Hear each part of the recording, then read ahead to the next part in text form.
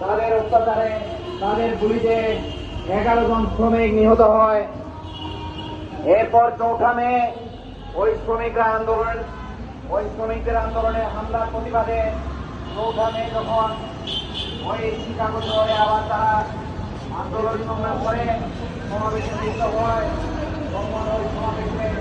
মালিকদের